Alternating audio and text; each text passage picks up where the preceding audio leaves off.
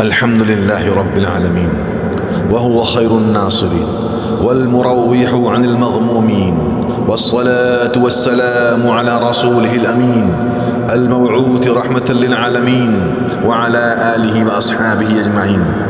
أما بعد، فيا معاشر المسلمين، ينادينا ربنا جل جلاله بقوله: يا أيها الذين آمنوا إن تنصروا الله أي دينه ينصركم ويثبت أقدامكم. وهو يخبر بقوله: والذين كفروا فتعسا لهم وأضل أعمالهم. فانصروا دينه ينصركم ربكم، وقد وعده سبحانه حيث قال: لينصرن الله من ينصره إن الله لقوي عزيز. واعلموا عباد الله أنه من كان القوي العزيز ناصره فهو المنصور لا محالة، وعدوه هو المقهور، كما في التنزيل العزيز: ولقد سبقت أي حقت كلمتنا لعبادنا المرسلين إنهم لهم المنصورون وإن جندنا أي أتباع المرسلين لهم الغالبون.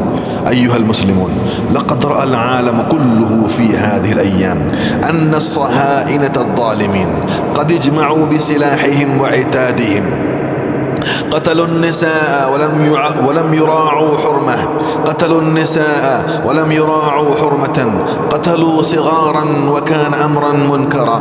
ولذلك أمة الإسلام لا بد من المقاومة بما استطعنا، ولا يكلف الله نفسا إلا وسعها. ولم يقل الله سبحانه وتعالى: أعدوا لهم مثل ما أعدوا لكم، بل أمر الله سبحانه بقوله: أعدوا لهم ما استطعتم ثم اتركوا الباقي على الله.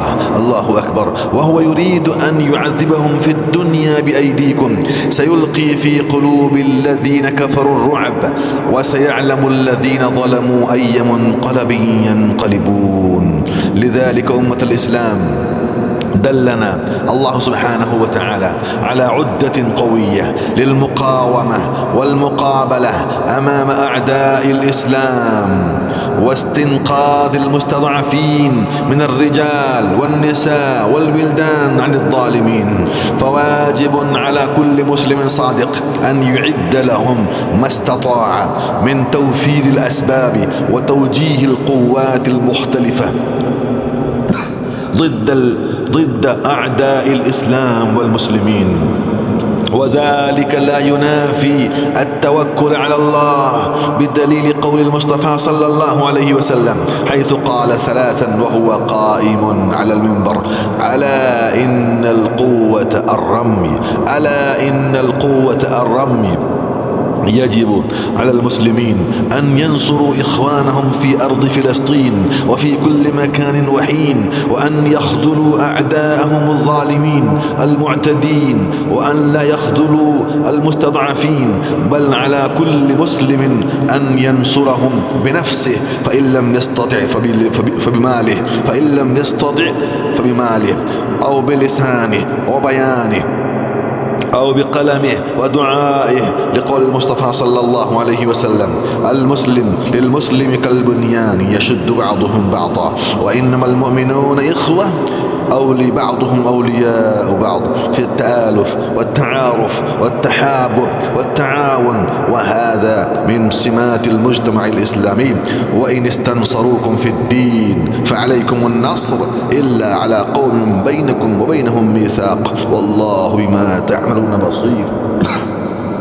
نسأل الله التوفيق لما يحب ويرضى. أقول قولي هذا، أستغفر الله لي ولكم ولجميع المسلمين والمسلمات من كل ذنب وخطيئة، فاستغفروه إنه هو الغفور الرحيم. اللهم اجعل في أمور أهل فلسطين فرجا قريبا ومخرجا يسيرا، وافتح لهم فتحا مبينا، آمين يا رب العالمين.